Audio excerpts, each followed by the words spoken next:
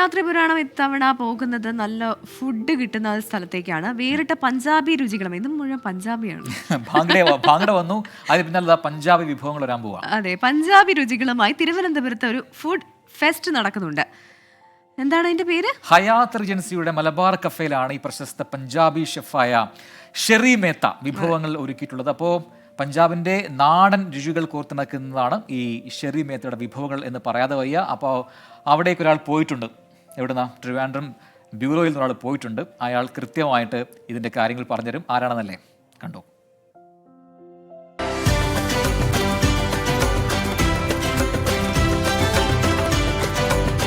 പഞ്ചാബിന്റെ പ്രധാന ഭക്ഷണ വിഭവങ്ങൾക്കപ്പുറം നാടൻ വിഭവങ്ങളെ കൂടി പരിചയപ്പെടുത്തുകയാണ് Sherry.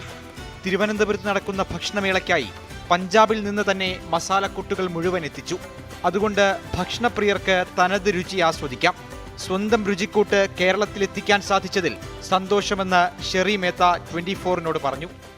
The beauty of this cuisine is that I'm not doing the usual cuisine which you get in a restaurant. So you will get to see many lost recipes which are from my home, which my ancestors brought from their villages. So you will get to see many new sides of Punjab this time. So the highlight of this will be a lot of meats.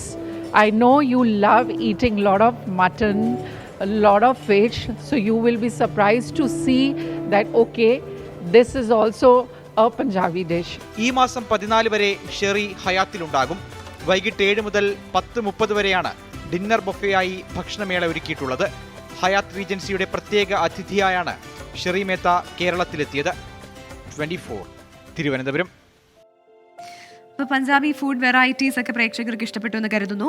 പഞ്ചാബിലുള്ള ഏതെങ്കിലും പ്രേക്ഷകർക്ക് ഈ വിഭവങ്ങളൊക്കെ അറിയാമെങ്കിൽ, അതിൻ്റെ ടേസ്റ്റൊക്കെ അറിയാമെങ്കിൽ നമ്മുടെ comment ബോക്സിൽ കമന്റ് ചെയ്യുക. നമുക്ക് ഈ വിഭവങ്ങളെക്കുറിച്ച് വലിയ അറിവൊന്നുമില്ല. ഞാൻ കഴിച്ചിട്ടുണ്ട്. ആണോ? ഇതൊക്കെ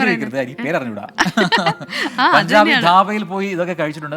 പഞ്ചാബി ധാബയിൽ പോയിട്ട് കഴിച്ചിട്ടുണ്ട്. പക്ഷേ ഞാൻ തവണ സൂറത്തിൽ പോയപ്പോൾ അവിടെ കുറച്ചുകൂടെ ഓതന്റിക് ആയിട്ടുള്ള കുറെ ഇങ്ങനെയുള്ള ധാബകളിൽ പോയിരുന്നു. അപ്പോൾ അവിടെ പഞ്ചാബിയുടെ പഞ്ചാബി വ്യത്യസ്തമായിട്ട് ഒരുപാട് വിഭവങ്ങൾ കഴിക്കാൻ പറ്റി. ആ ഓർമ്മയൊക്കെ പെട്ടെന്ന് ഇങ്ങനെ വായിലേക്ക് വന്നു. അതായത് സ്വാദ് ഇങ്ങനെ വന്നു.